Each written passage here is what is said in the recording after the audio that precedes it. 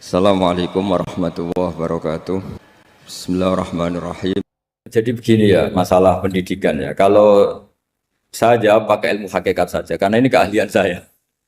Sebetulnya begini ya, kalau misalnya itu ya subjektif juga. Misalnya bilang rata-rata alumni pondok ini sukses, alumni kampus ini sukses, yang ini tidak sukses. Itu satu pasti subjektif.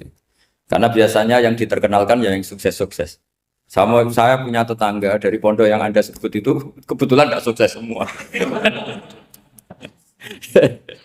Itu jantung saya sampai ngeluh. Saya ini gimana kok? Ya sudah seperti itu kan subjektif.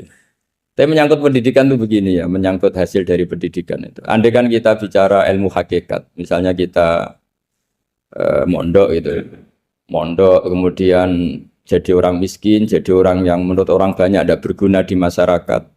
Ternyata kita ini orang yang kelihatannya tidak punya karir, tapi kalau malam sujud sama Allah.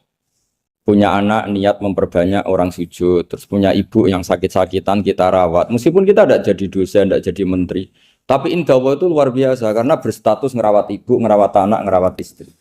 Nah Islam itu datang dengan jargon-jargon seperti itu. Sehingga Nabi kalau muji itu ada Uwais Al-Qarni, ini orang yang luar biasa.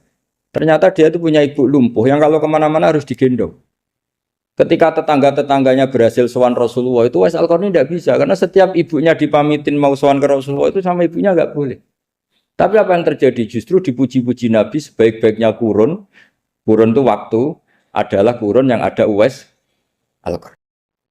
Saya punya teman ini kisah nyata, saya berkali-kali ngisi ngaji di komunitas ulama.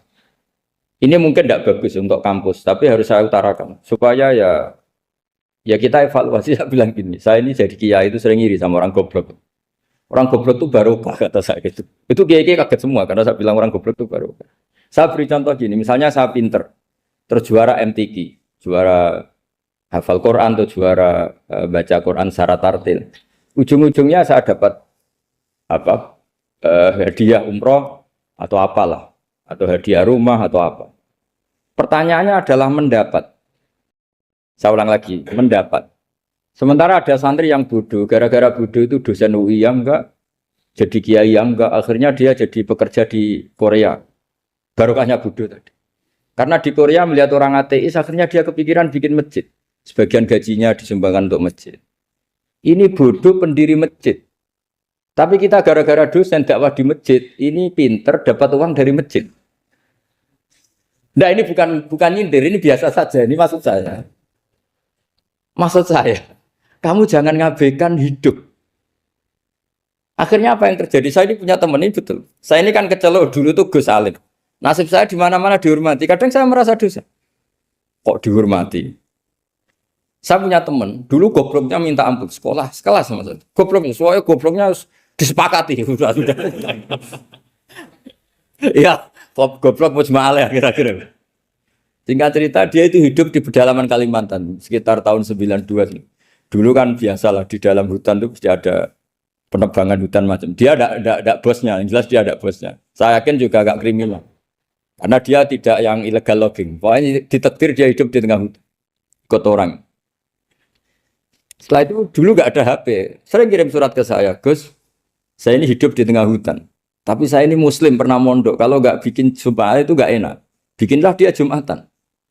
Nah karena dia pernah ngaji fikih Syafi'i, kalau Jumatan nggak ada orang 40 itu harusnya zuhur, tidak Jumatan.